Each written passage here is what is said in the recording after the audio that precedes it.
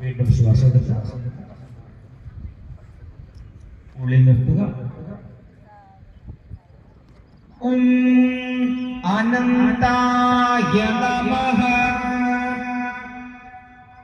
പ്രതിജ്ഞ. ശ്വാസം ഉള്ളിൽ നിർത്തുക.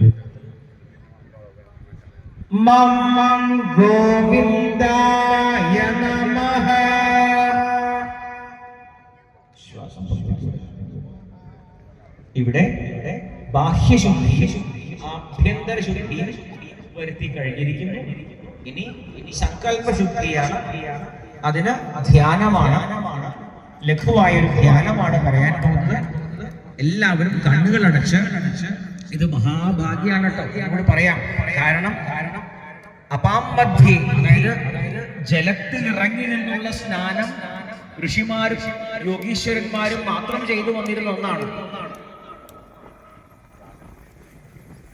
കണ്ണുകൾ അടച്ചു നിൽക്കുക, മനസ്സ് സ്വസ്ഥമാക്കി അവനവനെ ഒന്ന് അവലോകനം ചെയ്യുക. അവലോകനം എന്ന് പറഞ്ഞാൽ നോക്കി രക്ഷിക്കുക എന്നർത്ഥം. അവനവനെ നോക്കി രക്ഷിക്കുക. ശേഷം സ്വസ്ഥമായി അവനവന്റെ നട്ടെല്ലിനു കീഴെ മൂലാധാരം എന്ന ഒരു ഇടത്തെ കൽപ്പിച്ച് അവിടെ ഒരു ചൈതന്യത്തെ കാണുക. മൂലാധാരത്തിൽ ചൈതന്യമയമായ ഒരു പ്രകാശത്തെ കാണുക.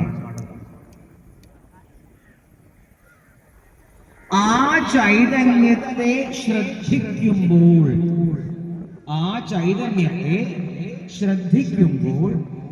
അത് ഇളകുന്നതായി അറിയുക.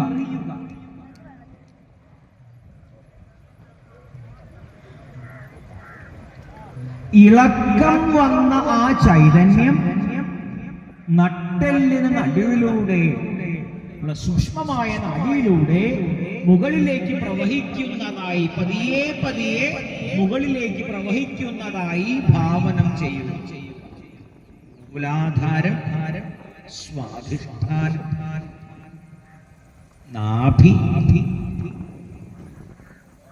ഹൃദയം,